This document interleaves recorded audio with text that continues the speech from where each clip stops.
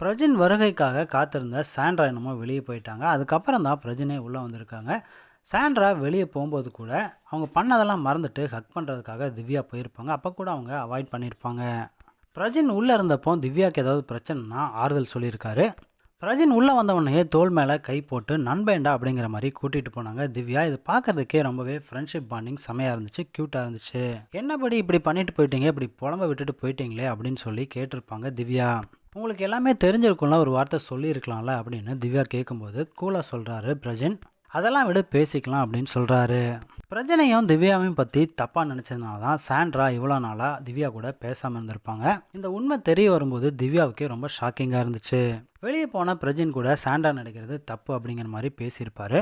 யாருக்கு ஒரு பிரச்சனைனாலும் முன்னாடி வந்து நிற்கிற திவ்யா, சபரி, வினோத், பிரஜன்னு எல்லாரு கூடயுமே ஒரு ஃப்ரெண்ட்ஷிப் பாண்டிங்கை அழகாக மெயின்டைன் பண்ணுறாங்க. இதை பற்றின உங்களோட கருத்துக்களை கமெண்ட்ஸ் பாக்ஸில் ஷேர் பண்ணுங்கள்.